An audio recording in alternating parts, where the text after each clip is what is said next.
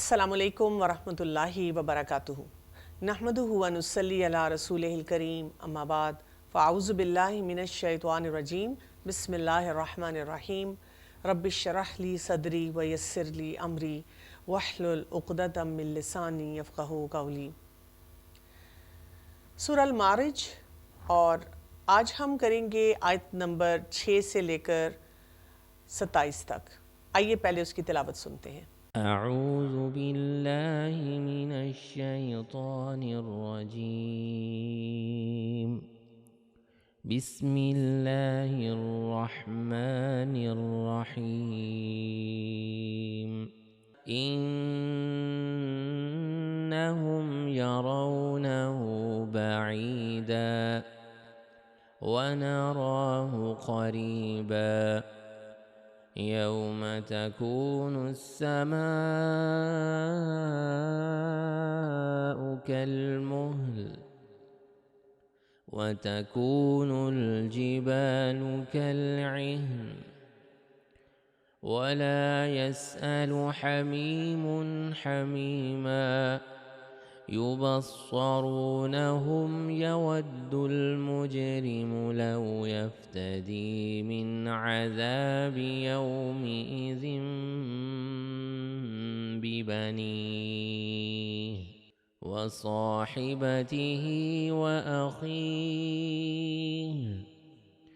وفصيلته التي تؤويه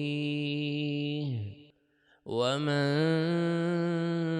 في الأرض جميعا ثم ينجيه كلا إنها لظى نزاعة للشوى تدعو من أدبر وتولى وجمع فأوعى إن الإنسان خلق هلوعا إذا مسه الشر جزوعا وإذا مسه الخير منوعا إلا المصلين الذين هم على صلاتهم دائمون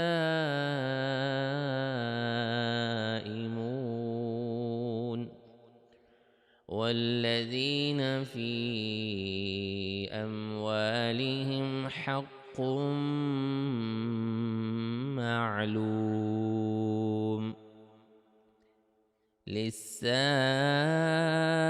للسائل والمحروم والذين يصدقون بيوم الدين والذين هم من عذاب ربهم مشفقون۔ ابھی تک ہم نے سورہ المعارج میں جو بات کی تھی وہ تھا سوال۔ ایک سوال انہوں نے کیا تھا کہ کب عذاب آئے گا۔ اس کے جواب میں جو ہمیں ایک بہت امپورٹنٹ پیغام دیا گیا، ایک بات سمجھائی گئی، وہ تھی فصبر جمیل، یعنی زندگی گزارنے کے لیے اور دعوت کا کام کرنے کے لیے، دین کو اپنی زندگی میں رائج کرنے کے لیے ہمیں صبر کی ضرورت ہے، اور کیسا صبر ہو جو بہت ہی خوبصورت ہو، کیونکہ اس کے بغیر اس طرح کے جو ہمارے اوپر پریشرز آتے ہیں، لوگ ہم سے بار بار باتیں کرتے ہیں، ان کا جواب دینا بہت مشکل ہو جاتا ہے۔ آیت نمبر 6 سے جب ہم دیکھتے ہیں تو بات کیا آ رہی ہے؟ بے شک یہ اس عذاب کو دور سمجھ رہے ہیں اور ہم اسے قریب ہی دیکھتے ہیں۔ یعنی دنیا کی اگر ہم حقیقت کو سمجھنے کی کوشش کریں، کئی دفعہ آپ دیکھتے ہیں کہ کوئی معاملہ ہمیں بہت دور نظر آتا ہے، اچھا ابھی تو بہت ٹائم پڑا ہے، اور پھر کیا ہوتا ہے کہ ایک دم وہ سچویشن سامنے آ جاتی ہے۔ اسٹوڈنٹس کے ساتھ ایسے ہوتا ہے کہ ایگزامز کے لیے وہ کہتے ہیں وہ ابھی تو سیمسٹر شروع ہوا ہے، ابھی آرام سے پڑھ لیں گے، اور لگتا ہے کہ پتہ ہی نہیں چلا ایک دم سے کیسے سیمسٹر ختم ہو گیا اور ٹیچر نے ایگزامز کو اناؤنس کر دیا۔ اور انسان کی زندگی بھی ایسی ہی گزرتی ہے۔ اگر ہم دیکھیں کہ آپ اس وقت جو ڈے ٹو ڈے اسٹرگلس میں بزی ہوتے ہیں، چھوٹا بچہ ہے تو اسکول کالج پڑھائی، اماں ابا کی بات ماننا، جوانی کا مرحلہ آیا تو اس وقت اپنے جذبات اپنی خواہشات اس کو کیسے کنٹرول کرنا اور پیئر پریشر سے کیسے ڈیل کرنا، اور اس کے بعد آپ کی شادی ہو جاتی ہے، آپ کوئی جاب میں جاتے ہیں، اپنے کوئی پریکٹیکل کاموں میں جاتے ہیں، اور پھر ایک دن آپ بیٹھ کے سوچتے ہیں کہ اچھا یہ بڑھاپا آ گیا، جب آپ کو کوئی انکل کہتا ہے یا آنٹی کہتا ہے یا ایون آپ کو اس سے بھی بڑا بزرگ بنا دیتا ہے، اور آپ سوچتے ہیں کہ پل بھر میں پوری زندگی گزر گئی۔ تو وہ عذاب جس کو یہ دور سمجھ رہے ہیں کہ او اچھا ابھی تو پتہ نہیں کیا کچھ ہونا ہے، ابھی تو ہم نے پوری زندگی گزارنی ہے۔ آج کل بھی ہم دیکھتے ہیں کہ لوگ اسی قسم کی باتیں کر رہے ہوتے ہیں، جیسے جب سوچتے ہیں قیامت کے بارے میں تو پھر کہتے ہیں اچھا ابھی تو یہ واقعہ ہونا ہے جو کہ احادیث سے ہمیں پتہ چلتا ہے، پھر یہ پریڈکشن ہے، پھر یہ ہوگا، پھر یہ ہوگا، ابھی تو بہت سے مراحل ہیں جو کہ آنے ہیں، ابھی تو دجال نے آنا ہے، اور ابھی تو ہم نے یہ سب ایونٹس دیکھنے ہیں۔ تو پھر آرام سے بیٹھ جاتے ہیں back to their lifestyle, جبکہ اصل بات کیا ہے کہ وہ بالکل قریب ہونے والی باتیں ہیں۔ اور اس سے بھی بڑی بات کیا ہے کہ کیا ہم انتظار کریں گے کہ عذاب ہمارے سر پہ آ جائے اور پھر ہم سوچیں کہ اچھا ہم نے اپنے رب کو یاد کرنا ہے، ہم نے اپنی زندگی کو بہتر بنانا ہے؟ کیا ہم وقت سے پہلے جب ہمیں بتا دیا گیا اس وارننگ کو سیریسلی نہیں لیں گے؟ کیا اس کے بارے میں ہم نہیں سوچیں گے؟ تو یہاں پر خاص طور پہ یہ بات بتائی جا رہی ہے۔ آیت نمبر 8 اور 9 کو اگر آپ دیکھیں تو اس میں ہمیں ایک اور حقیقت بھی ہمارے سامنے جیسے واضح کی جا رہی ہے۔ جس دن آسمان مثل تیل کی تلچھٹ کے ہو جائے گا اور پہاڑ مثل رنگین اون کے ہو جائیں گے، اور کوئی دوست کسی دوست کو نہ پوچھے گا۔ آیت نمبر 10 کیا بتا رہی ہے؟ وَلَا يَسْأَلُ حَمِيمًا حَمِيمًا۔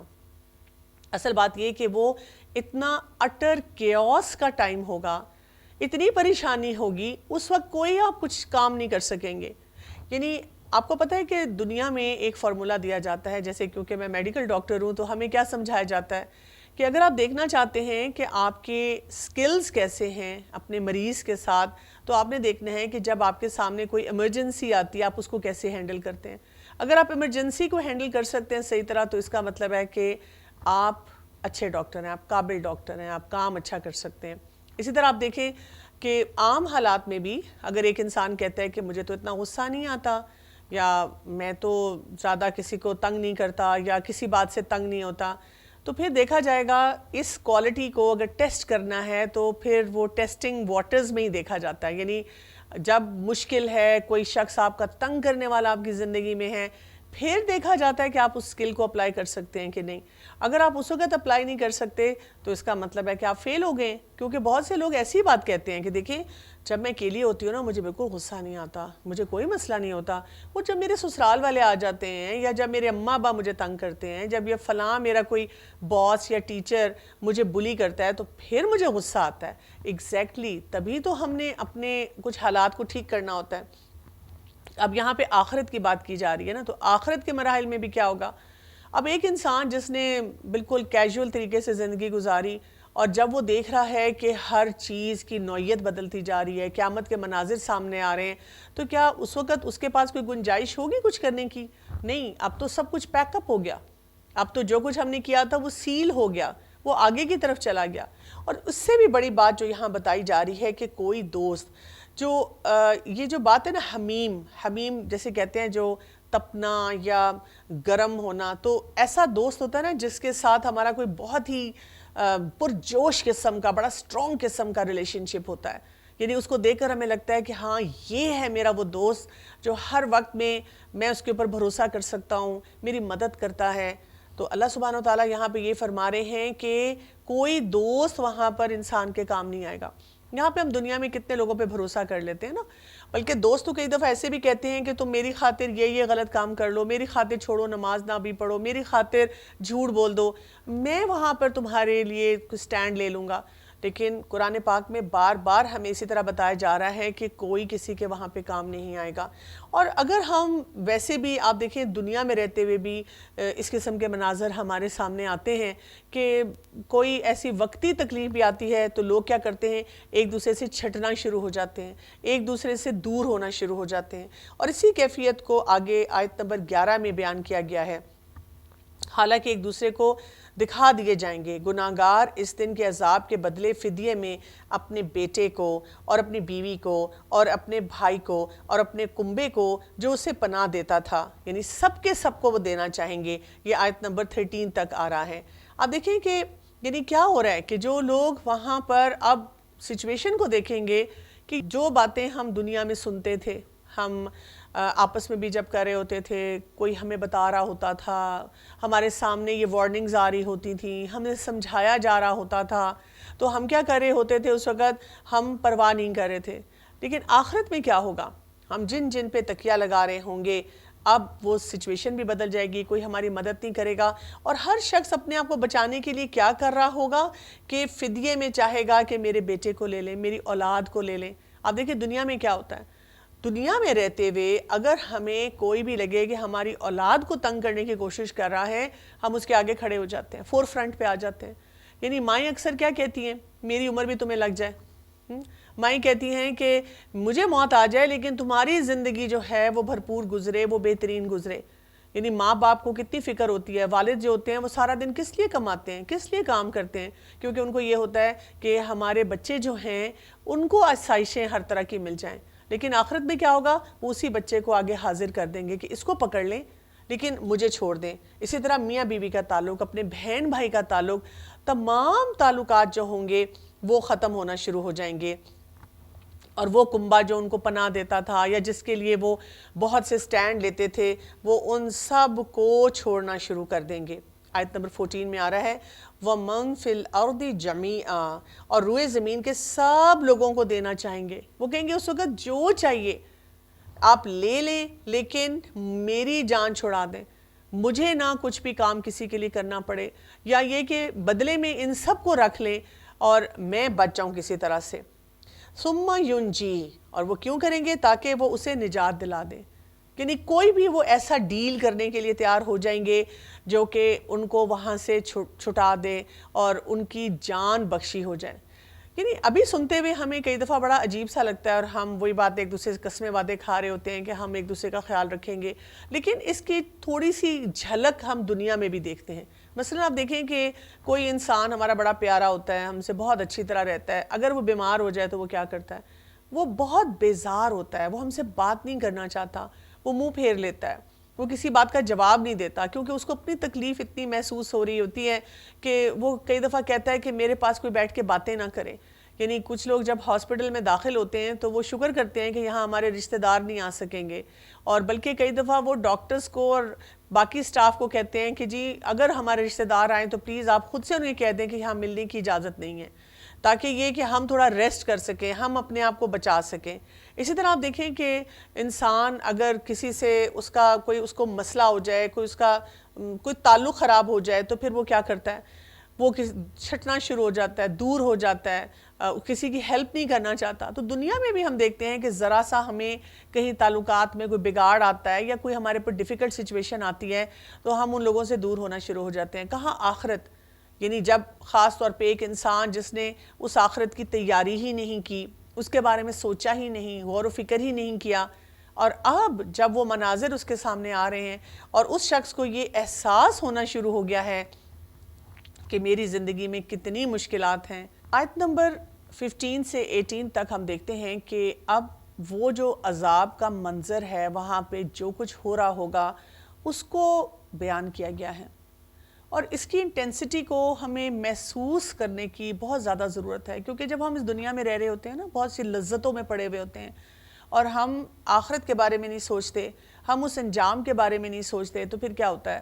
پھر ہم بہت غفلت کی زندگی میں جاتے ہیں، پھر ہم اپنی خواہشات کے مطابق زندگی گزارتے ہیں، اور پھر ہمارے ایک ایٹیٹیوڈ ایسا بنتا ہے کہ اس طرح کے بیکار سوالات ہم کرتے ہیں۔ یعنی وہ سوال اس لیے نہیں ہوتا کہ ہم کوئی اچھی بات سیکھ لیں، بلکہ سوال اس لیے ہوتا ہے کہ کسی کو کارنر کیا جائے، کسی کا مذاق اڑایا جائے، بات کو ٹالا جائے، اور اپنی بڑائی کو وہاں پر بہت زیادہ ظاہر کیا جائے۔ تو یہاں پہ اللہ سبحانہ وتعالیٰ فرما رہے ہیں کلا، ہرگز نہیں، انہا لظیٰ، ہرگز نہیں یہ ہوگا، یقیناً وہ شعلے والی آگ ہے۔ یعنی پہ یہاں پر اس آگ کے بارے میں بتایا جا رہا ہے کہ وہاں پہ یہ جو آگ ہے یہ کیسی ہوگی؟ پیور فائر ہوگی، اور آپ سوچ لیں کہ پھر اس کی انٹینسٹی یا شدت کیا ہوگی؟ جو منہ اور سر کی کھال کھینچ لانے والی ہوگی۔ استغفر اللہ۔ یعنی آپ تھوڑی دیر کے لیے سوچیں، کبھی اگر آپ دنیا میں کسی جگہ پہ گئے ہوں جیسے برن سینٹرز ہوتے ہیں، اور وہاں پہ آپ مریضوں کو دیکھیں کہ کیا ان کی کیفیت ہوتی ہے، نہ وہ انسان زندوں میں ہوتا ہے نہ مردوں میں ہوتا ہے، اور اتنی شدید تکلیف کا وہ منظر ہوتا ہے کہ ڈاکٹر سے بھی نہیں دیکھا جاتا جو دن رات وہاں پر ایسے مریضوں کے ساتھ ہوتے ہیں، اور جو گھر والے ہوتے ہیں وہ تو بالکل برداشت نہیں کر سکتے۔ اور آپ سوچیں وہ انسان جو اس وقت سفرنگ میں ہے۔ اچھا چلیں اس کو بھی چھوڑ دیں، آپ سوچیں اگر ذرا سا کبھی آپ کا کوئی انگلی، کوئی ہاتھ، کبھی کہیں سے کوئی باڈی پارٹ تھوڑا سا جل گیا ہو، اور آپ کو اس کی شدت اس کو محسوس کریں کہ پورا جسم جو ہے اس قسم کے شعلوں میں ہو۔ اور یہاں پہ جو بات کی جا رہی ہے اس کو اگر ہم تھوڑا سا سمجھیں کہ جو کھال کو کھینچنے والی بات کی جا رہی ہے، یعنی وہ جو آگ ہے وہ کچھ اس طرح سے ہوگی کہ پورے جسم کو وہ جھلسا دے گی، ختم کر دے گی۔ اسی طرح یہ بھی اس کی انٹرپریٹیشن آتی ہے کہ جہنم جو ہے وہ کیا ہوگا، وہاں پہ ہڈیاں جو ہیں، گوشت اور سب کچھ اس سے الگ ہو کر رہ جائے گا۔ تو یہ بہت ہی مشکل ایک سچویشن ہے جس کا خاص طور پہ یہاں پہ ذکر کیا جا رہا ہے۔ اور آپ دیکھیں کہ جب ہم اس عذاب کے بارے میں پڑھتے ہیں تو ہمیں احادیث سے کیا پتہ چلتا ہے کہ کچھ لوگ ایسے ہوں گے جن کا جو عذاب ہوگا اور جس آگ میں یہ ہوں گے تو وہ ان کے ٹخنوں تک اس میں ڈوبے ہوئے ہوں گے، کچھ لوگ گھٹنوں تک ہوں گے، کچھ ناک کی ہڈی تک ہوں گے، اور کچھ پورے کے پورے جو ہیں اس میں ڈوبے ہوں گے۔ یعنی جس طرح سے بھی لوگوں کے اعمال ہوں گے، لوگوں کے جرائم ہوں گے دنیا میں، اس کے مطابق یہ آگ جو ہے ان کو افیکٹ کرنا شروع کر دے گی۔ پھر ہمیں احادیث سے یہ بھی پتہ چلتا ہے کہ سجدے کے نشان کے علاوہ سارا جسم جو ہے وہ اس میں جل جائے گا۔ تو اس سے سجدے کی اہمیت، نماز پڑھنے کی اہمیت جو ہے اس کا ہمیں اندازہ ہوتا ہے۔ اور یہ بھی ہمیں حدیث سے پتہ چلتا ہے کہ جو سب سے ہلکا عذاب کسی کو ہوگا وہ کیا ہوگا کہ اس کے دونوں پاؤں کے نیچے آگ کا ایک انگارہ رکھا جائے گا جس سے اس کا دماغ تک کھول رہا ہوگا، اور اس کے لیے ایک مشکل سچویشن جو ہے وہ پیش آئے گی۔ اور جہنم کے اس پورے منظر کو سوچنے اور سمجھنے کے بعد جو اصل بات ہم نے سمجھنی ہے جو آیت نمبر 17 میں آ رہی ہے، تدعو من ادبر وتولا، وہ آگ ہر اس شخص کو پکارے گی جو پیچھے ہٹا اور منہ موڑتا رہا۔ یعنی یہاں پہ غور جو ہم نے کرنا ہے کس بات پہ کرنا ہے، ادبر وتولا، کہ وہ کون سا انسان تھا جو کہ پیچھے ہٹ جاتا تھا، کس چیز سے پیچھے ہٹ جاتا تھا، کس چیز سے منہ موڑا تھا۔ کیونکہ آپ دیکھیں نا کہ جیسے میں نے آپ سے پہلے بات کی تھی کہ یہ کاز اینڈ ایفیکٹ ہوتا ہے، یعنی دنیا میں ہم جو کچھ کر رہے ہوتے ہیں اور اس کا نتیجہ ویسے تو دنیا میں بھی ملتا ہے، لیکن آخرت میں تو بہت کھلے طریقے سے وضاحت کے ساتھ وہ رزلٹ ہمارے ہاتھ میں آ جاتا ہے۔ اب یہ کیا ایٹیچیوڈ ہے جو دنیا میں ایک انسان کا تھا جس کی وجہ سے وہ آگ خاص طور پہ ایسے لوگوں کو اپنی لپٹ میں لے گی۔ پہلی بات تو یہ کہ اللہ کی اطاعت سے اس نے اپنے آپ کو موڑ لیا، پیچھے ہٹ گیا۔ اسی طرح سے وہ ایمان لانے کے بعد کفر کی حالت میں چلا گیا۔ یعنی یہ ایک بہت ڈیفیکلٹ سچویشن ہے۔ آج بھی ہم بہت دیکھتے ہیں ایسے لوگوں کو جو لیٹس سے بورن مسلمز ہیں، پھر پیدا ہونے کے بعد ماں باپ نے کچھ نہ کچھ دین سکھایا۔ کچھ افراد ایسے بھی ہوتے ہیں کہ ماں باپ کو بھی یہ احساس نہیں ہوتا کہ انہوں نے اپنی ذمہ داری پوری کرنی ہے، وہ بچوں پہ چھوڑ دیتے ہیں۔ اگر بچہ چاہے گا تو وہ نماز پڑھ لے گا، چاہے گا تو قرآن پڑھ لے گا، نہیں تو کوئی ضرورت نہیں ہے۔ یا یہ کہ ماں باپ نے پڑھایا لیکن اس کی بنیاد کمزور کہیں سے رہ گئی، یا بعد میں کوئی ایسے اثرات آ گئے، اور ایسے بچے جب بڑے ہوتے ہیں اور وہ پھر چاہتے ہیں کہ جی ہم اپنی من پسند کی زندگی گزاریں، ہم پہ کوئی ریسٹرکشن نہیں ہونی چاہیے، کوئی باؤنڈری نہیں ہمیں ملنی چاہیے، نہ وہ دین کی سمجھ رکھتے ہیں، اور بہت سارے جو باہر کے انفلوئنسز ہیں ان سے بہت امپریس ہو جاتے ہیں، اور ایسے بچے اپنے آپ کو ایکس مسلم کہنا شروع کر دیتے ہیں۔ بہت ہی تکلیف دہ حالات ہوتے ہیں۔ کئی دفعہ والدین نیک بھی ہوتے ہیں، کئی دفعہ والدین نے محنت بھی کی ہوئی ہوتی ہے، کچھ والدین کے پاس پچھتاوا بھی ہوتا ہے، لیکن ایسا جو شخص ہوتا ہے جو ادبر وتولا، اس نے اپنے آپ کو پیچھے کر لیا اور منہ موڑ کے چلا گیا، اس دین سے منہ موڑ لیا، اس کی آخرت بہت مشکل میں ہوگی۔ یا ایسا انسان کہ جس نے قرآن مجید کو سیکھا، سمجھا، پڑھا، اور اس کے بعد وہ اس طرح بات کرتا ہے، ونس اپون اے ٹائم میں نے حفظ کیا تھا، میں نے قرآن کو پڑھا تھا، میں نے قرآن کو سمجھا تھا، اب مجھے بھول گیا ہے، اب مجھے یاد بھی نہیں ہے۔ تو ایسے تمام افراد جو ہیں ان کے لیے بھی مشکل ہوگی۔ تو حفظ کر کے یا ویسے ہی قرآن سے کنیکشن بنانے کے بعد اپنے آپ کو پیچھے نہیں کرنا چاہیے. یہ ہمارا ایک لائف لانگ جرنی ہونا چاہیے کہ ہم نے قرآن پاک کے ساتھ اپنے تعلق کو مضبوط ہی رکھنا ہے. اسی طرح کچھ افراد ایسے بھی ہوتے ہیں جو اس کیٹیگری میں آتے ہیں ادبر و تولا، کہ وہ کیا کرتے ہیں کہ جہاں کوئی نیکی کا کام ہو رہا ہوتا ہے وہاں سے پیچھے ہٹ جاتے ہیں، منہ موڑتے ہیں، کسی اور ڈائریکشن میں جاتے ہیں. یعنی کبھی آپ کو پتہ چلے ہو اچھا سامنے سے کوئی ایسا فرد آ رہا ہے جو ہمیں دین کی دعوت دے گا، یہیں سے مڑ جاؤ، یہیں سے پیچھے چلے جاؤ. اچھا کوئی ہمیں کسی چیریٹی پروجیکٹ میں لگانا چاہے گا، نہیں یہیں سے مڑ جاؤ، یہیں سے پیچھے چلے جاؤ. یعنی وہ اپنے آپ کو ہر جگہ نیکی کے کام سے روکنا شروع کر دیتے ہیں کیونکہ ان کا دل نہیں چاہتا کہ وہ کسی بھی نیکی کے کام کی طرف چلیں. اور آپ دیکھیں کہ ایسے تمام افراد کے لیے کیا ہے، بہت سخت قسم کی وعید ہے. اور آیت نمبر 18 میں کیا رہا ہے، اور جمع کر کے سنبھال رکھتا ہے. یعنی ایسا شخص کیا کرتا ہے کہ جو غلط کام کر رہے ہوتا ہے پھر وہ جو کام ان کی وجہ سے اپنے لیے مشکلات بڑھاتا ہے، پھر وہ جہنم میں جاتا ہے. اور جہنم کیا کرتی ہے، ان سب کو سمیٹ لیتی ہے. کئی دفعہ ہم اپنے ارد گرد ایسے افراد کو دیکھتے ہیں نا کہ یعنی بہت زیادہ بڑے نمبر میں ہمیں نظر آتے ہیں، لوگ غلطیاں کر رہے ہیں، غلط کام کر رہے ہیں، قرآن و سنت کے مطابق زندگی نہیں گزار رہے، یعنی میجورٹی ہمیں لگ رہی ہوتی ہے یہ کام نہیں کر رہی. اب ایسے موقع پہ وہ پریشان ہو کے کیا سوچتے ہیں، وہ پریشان ہو کے اس طرح کی بات کرنا شروع کر دیتے ہیں کہ اتنے سارے لوگ کیسے جہنم میں جائیں گے، ہاؤ از دس پاسبل. تو بات یہ ہے کہ یہ جو کانسیپٹ ہم نے اپنے اندر رکھا ہوا ہے نا، یہ ہماری چھوٹی سوچ ہے. ہمیں اللہ تعالیٰ کے سسٹم کے بارے میں نہیں پتا. جبکہ ہم دیکھتے ہیں کہ سورہ قاف کی آیت نمبر 30 میں اللہ سبحانہ تعالیٰ فرماتے ہیں کہ جب یعنی جہنم جو ہے اس میں سب کچھ ڈال دیا جائے گا تو وہ آگے سے کیا جواب دے گی، حل من مزید، کیا اور بھی ہیں، اور ہیں تو وہ بھی ڈال دیں. یعنی یہ نہیں ہوگا کہ جہنم کو بھر دیا گیا تو وہ کہے گی کہ فل ٹو کیپیسٹی، آل بکڈ، اور اب کوئی اس میں نہیں آ سکتا. اور پھر ہم خوشی خوشی کہیں چلو جی میں تو بچ گئی، میں نے تو غلط کام بھی کیے لیکن بڑی اچھی زندگی دنیا میں بھی جو اپنی چاہتوں کے مطابق گزاری، اور اب آخرت بھی میری بہت اچھی ہو جائے گی. نہیں، ایسا کوئی معاملہ نہیں ہونے والا. وہاں پر جو لوگ بھی جائیں گے وہ اس سختی کو، اس شدت کو محسوس بھی کریں گے، اور سسٹم اتنا ٹرانسپیرنٹ ہوگا کہ دنیا میں جس طرح سے بھی ہم اپنے آپ کو بچا لیتے ہیں وہاں کوئی انسان بھی بچا نہیں سکے گا. اور آپ دیکھیں یہاں پہ جو ورڈ آ رہا ہے نا، فَأَوْعَا، یعنی یہ جو ورڈ ہے اس کا مطلب کیا ہوتا ہے، جیسے کوئی سیل نہیں کسی چیز کو کر دیا جاتا. آپ کے سامنے کوئی سیلڈ بوٹل آتی ہے تو جب تک اس کا سیل لگا ہوتا ہے آپ اسے کھول نہیں پاتے، اس کے لیے کچھ آپ کام نہیں کر پاتے. تو جہنم بھی کیا کرے گی، ایسے تمام افراد کو اپنی لپٹ میں لے گی، اور اس سارے پروسیس میں کیا ہوگا کہ وہ سیل وہاں پہ لگ جائے گی. ایسا کوئی ڈھکن، ایسا کوئی لڈ آ جائے گا جس سے کہ ظاہر ہے آگ کی شدت بھی بہت ہوگی، جہنم میں جو وہاں پہ عذاب ہوگا اس کی شدت بھی بہت ہوگی، کوئی بچانے والا بھی نہیں ہوگا. اور وہاں پہ ایک سیل بھی ہوگی کہ ان افراد کو یہ کوئی اپرچونٹی نہیں ہے ان کے پاس کہ وہ کسی طرح سے بھی یہاں سے بچ کر باہر نکل سکتے ہیں. اور اس کے بعد اب ہمیں دوبارہ سے ایک کانسیپٹ ہمارے لیے بتایا گیا ہے کہ مسئلہ کہاں پہ ہے ہمارا.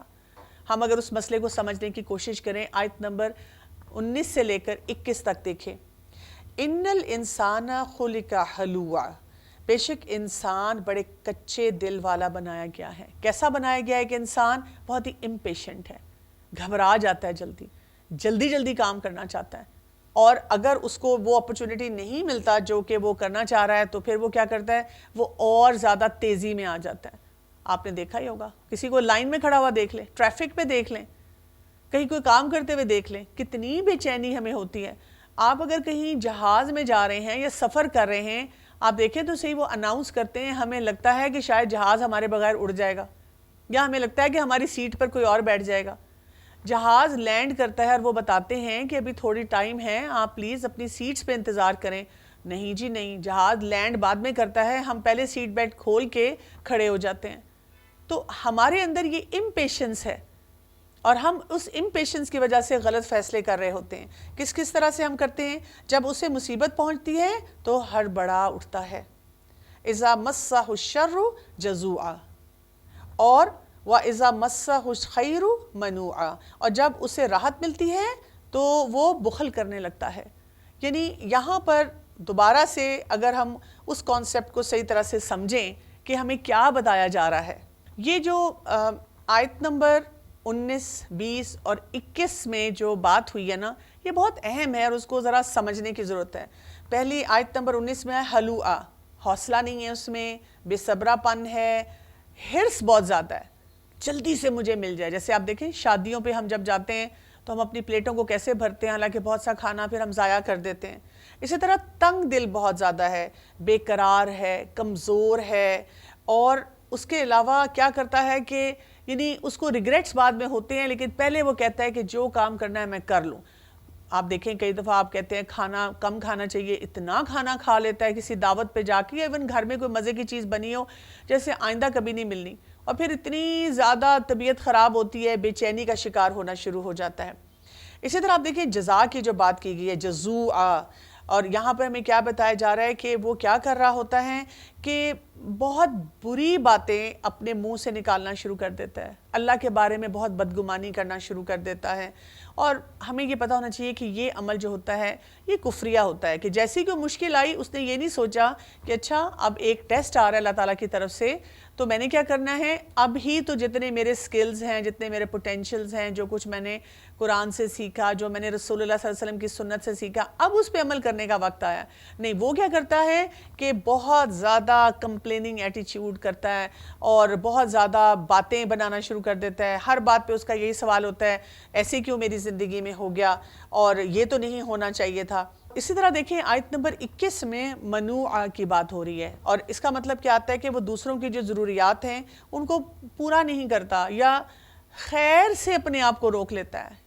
جہاں جہاں وہ خیر کا کام جو ہوتا ہے وہ کر سکتا ہے، اپنی ذات سے کسی کو بھی کوئی فائدہ پہنچا سکتا ہے، یا اپنی کوئی بھی انسان کے پاس جو بھی اللہ تعالیٰ نے کیپیسٹی دی ہوتی ہے، تو اب آپ اس پورے کردار کو سمجھیں۔ یہ کردار جو ہے یہ کہاں سے آ رہا ہے؟ یعنی آج کے دور میں اگر ہم دیکھیں تو یہ بے صبری، بے چینی جو ہے، اس کو کہا جاتا ہے انسٹنٹ گریٹیفیکیشن۔ تو ہمیں کیا کرنا ہے؟ کیونکہ یہ آپ دیکھیں بات ہو رہی تھی جہنم میں جانے کی، بات ہو رہی تھی غلط سوالات کرنے کی، اور اس میں پھر آپ دیکھیں ہم نے صبر جمیل پہ بھی بات کی کہ صبر بھی ان کے اندر نہیں ہوتا۔ تو اصل بیماری کیا ہے؟ امپیشنس، کہ جو ہمارے اندر یہ بے صبری، بے چینی ہے، ہم سے غلط فیصلے کروا رہی ہے، ہم اچھے موقع پہ بھی کچھ کام نہیں صحیح کر پا رہے، ہم جب مشکلات آ رہی ہیں اس میں بھی کوئی ٹھہراؤ اپنے اندر نہیں لے کر آ رہے، اس کو کیسے ٹھیک کریں؟ تھوڑا سا پہلے اس کو سمجھتے ہیں کہ یہ انسٹنٹ گریٹیفیکیشن والا انسان اور جو ڈیلیڈ گریٹیفیکیشن والا انسان ہے ان میں کیا فرق ہوگا۔ یعنی جب آپ کے اندر بہت بے چینی ہوگی اور یہ والا ایک ایٹیچیوڈ ہوگا تو پھر کیا ہے، آپ ریزلٹس کا انتظار نہیں کر سکتے، آپ کو ہر بات پہ لگتا ہے کہ میں بیکار انسان ہوں، مجھے کوئی فائدہ نہیں ہو رہا اس کام کو کرنے کا۔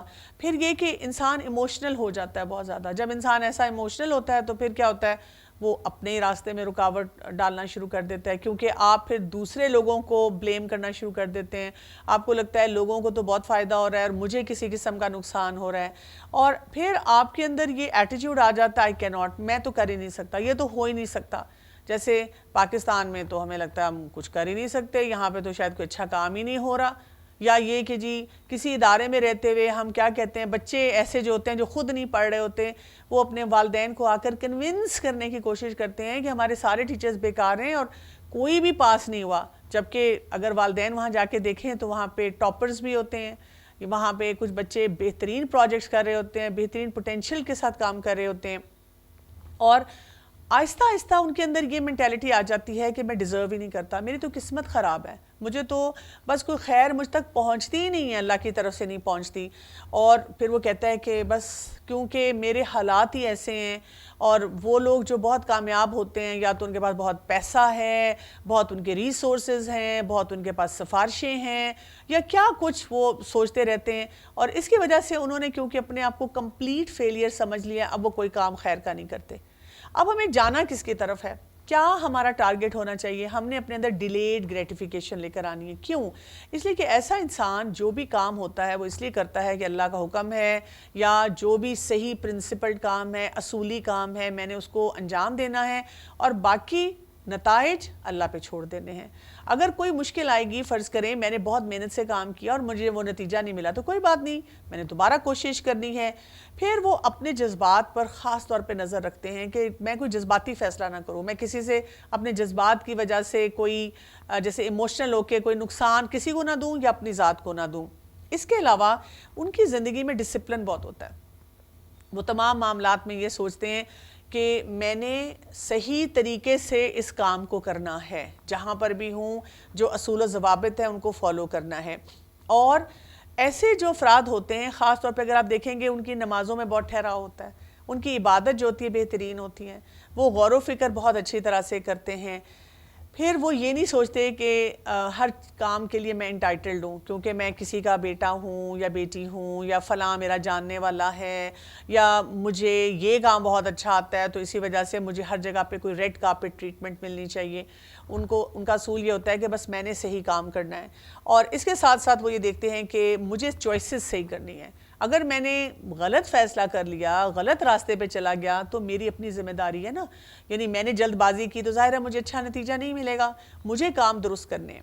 تو ہم اپنی یہ جو جلد بازی، بے چینی ہے، اس کو کیسے ٹھیک کر سکتے ہیں؟ بہت سے کام ہیں، مثلاً آپ اپنی زندگی میں کوئی بھی ایک ایسا کام ٹارگٹ سیٹ کر لیں کہ یہ مجھے اس ہفتے میں کام کمپلیٹ کرنا ہے، پھر اس کے چھوٹے چھوٹے سٹیپس لکھیں اور ڈیلی وہ والا سٹیپ جو ہے جو اس دن کا ٹارگٹ ہے اس کو کمپلیٹ کرنا ہے۔ کیونکہ اکثر لوگ ایسے جو ہوتے ہیں وہ کیا کرتے ہیں، پہلے 5-6 دن کوئی کام نہیں کیا اور اس کے بعد آخری دن بیٹھ کر تباہی پھیرتے ہیں ہر ایک کی اور پھر اس کام کو مکمل کرتے ہیں۔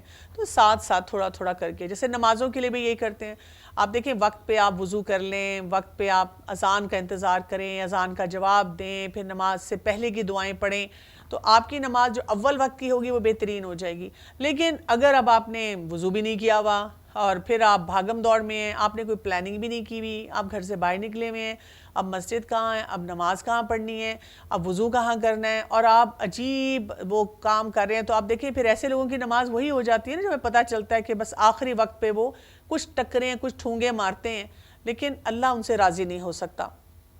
پھر اسی طرح سے اپنے دن کا آغاز کسی مثبت سوچ کے ساتھ کریں، کوئی نہ کوئی ایسی سوچ اپنے اندر لے کر آئیں کہ میں نے کن کن باتوں پہ اللہ کا شکر ادا کرنا ہے، اس سے بھی انسان کی شخصیت میں بہت ٹھہراؤ آتا ہے۔ سوشل میڈیا ہمارے اندر بہت بے چینی ڈالتا ہے، ہر وقت سکرول کرنا، اور آج کل آپ دیکھیں کہ پہلے ویڈیوز لمبی ہوتی تھیں، یعنی کوئی گھنٹے کی ویڈیو ہے تو لوگ بڑے شوق سے آرام سے بیٹھ کے دیکھتے تھے، اور اب اٹینشن سپین انسان کا ایسا ہے کہ آپ صرف ریلز دیکھ سکتے ہیں۔ اور اکثر اوقات اب مجھے لوگوں سے بات ہو جب وہ کہتے ہیں کہ I spend hours and hours on social media, کہ میں تو گھنٹوں سوشل میڈیا پہ وقت ضائع کر دیتی ہوں، مجھے نہیں سمجھ آتی ہے میں کیا کروں۔ اور جب میں پوچھوں اچھا آپ کیا دیکھتے ہیں، کیونکہ دیکھیں پہلے لوگ کہتے تھے چلیں جی ہم نے فلم دیکھ لی، کوئی ڈاکیومنٹری دیکھ لی، کوئی تبصرہ سن لیا، اس وجہ سے وقت لگ رہا ہے۔ اب کیا ہے جی، وہ ریلز کو سکرول کر رہے ہیں، ریل آ رہی ہے اس کو سکرول کر رہے ہیں۔ میں آپ کو یہاں تک بتاؤں کہ کچھ عرصہ پہلے میں عمرے پہ گئی اور میں نے وہاں پہ یہ منظر دیکھا اپنے سامنے، جیسے بچے بیٹھے ہوئے ہیں اور خواتین ہیں، اور وہ جب نماز پڑھنے کا وقت آ رہا ہے تو انہوں نے ان بچوں کو اپنا فون پکڑا دیا، اور بچے جو ہیں اسی طرح سے ریلز کو سکرول کر رہے ہیں۔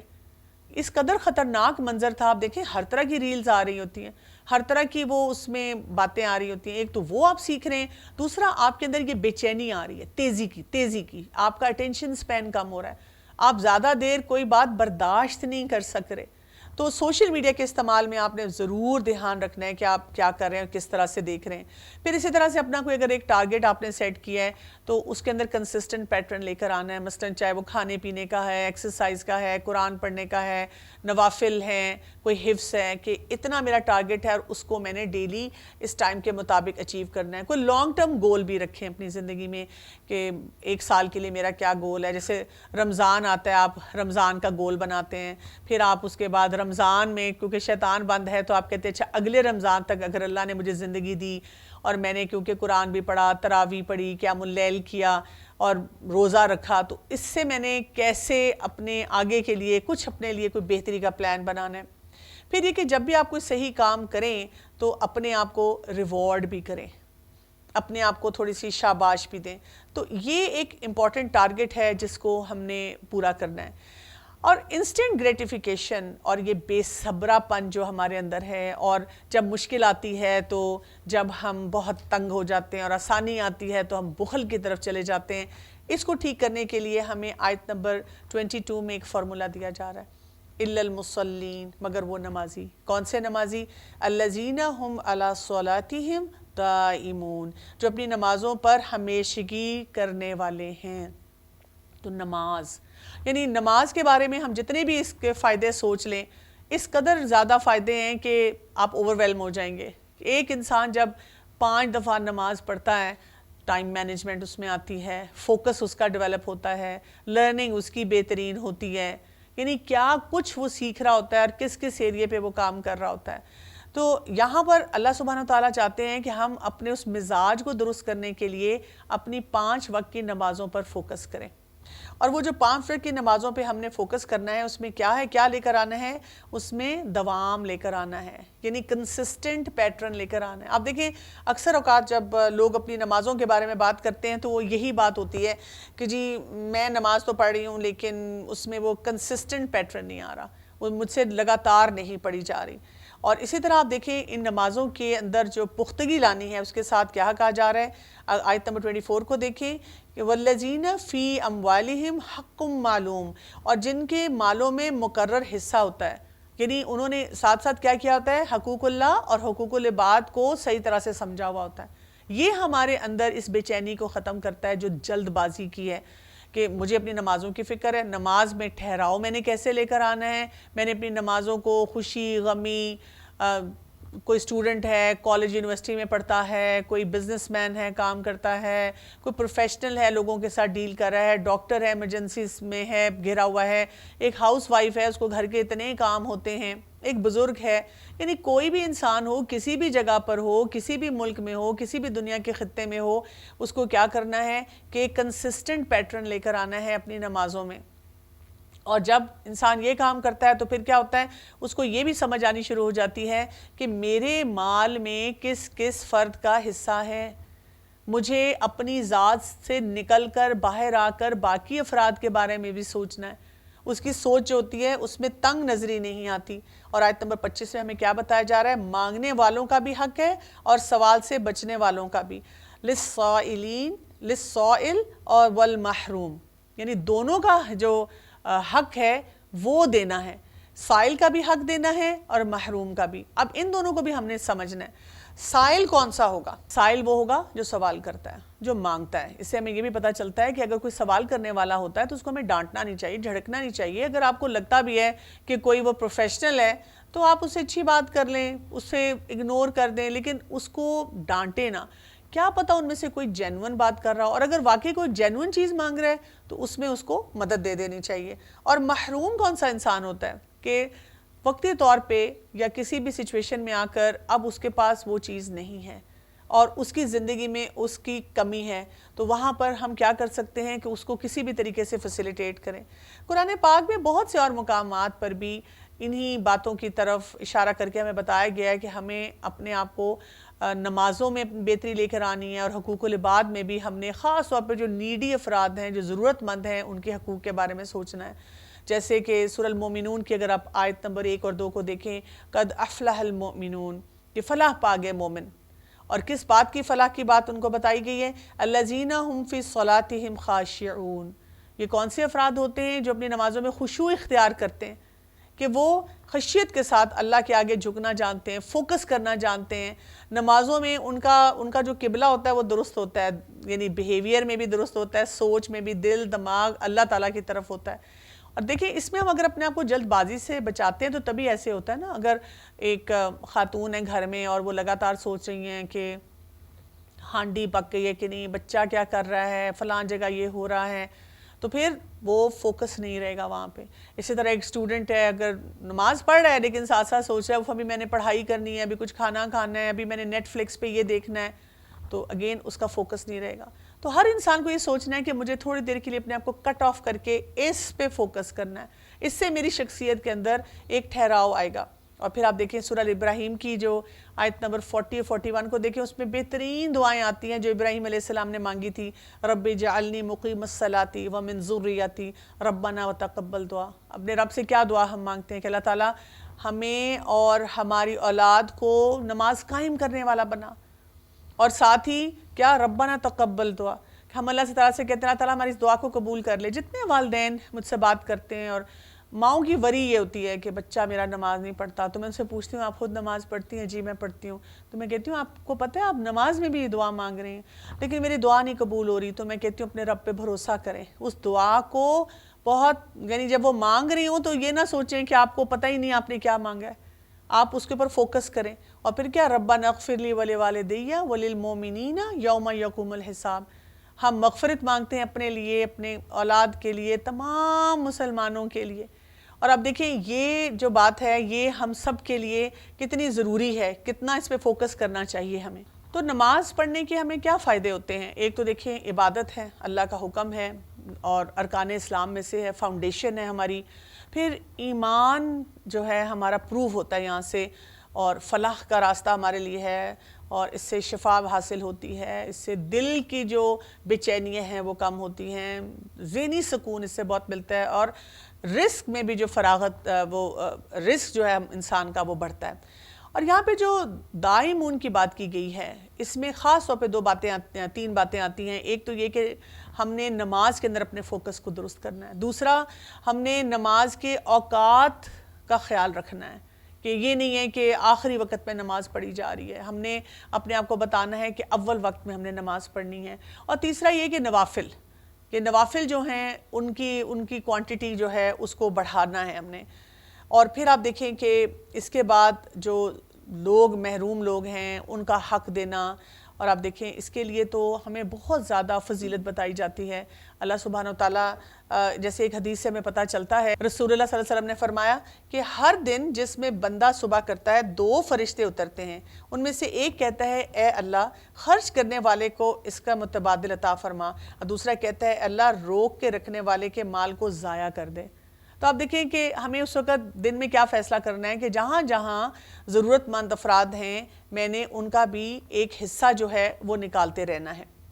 پھر آیت نمبر 26 سے 28 کو اگر آپ دیکھیں تو اب اس میں بھی ہمیں جو بات بتائی جا رہی ہے وہ یہی ہے کہ ہم ذرا کیئرفل ہو جائیں، ذرا کانشیس زندگی گزاریں۔ اور کیا فرمایا گیا اس میں؟ اور جو انصاف کے دن پر یقین رکھتے ہیں، یقینی کیفیت ہمیں اپنے اندر لانے کی ضرورت ہے، اور جو اپنے رب کے عذاب سے ڈرتے رہتے ہیں۔ اور پھر بتا دیا گیا ان عذاب ربہم غیر مأمون، بے شک ان کے رب کا عذاب بے خوف ہونے کی چیز نہیں ہے۔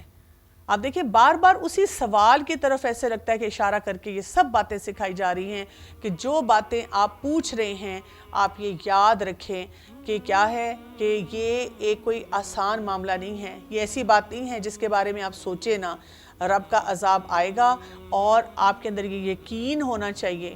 اور یہ یقینی کیفیت تبھی آئے گی نا جب شخصیت میں ٹھہراؤ ہوگا، جب نمازوں پہ فوکس ہوگا، جب دنیا کی حقیقت اور آخرت کو ہم سمجھیں گے۔ تو یہاں تک غور و فکر کیجئے گا، اپنی نمازوں پہ توجہ دیں اور اپنی شخصیت کے اندر ٹھہراؤ لے کر آئیں۔ انشاءاللہ اس سے آگے بات کریں گے۔ اجازت چاہتی ہوں۔ السلام علیکم ورحمۃ اللہ وبرکاتہ۔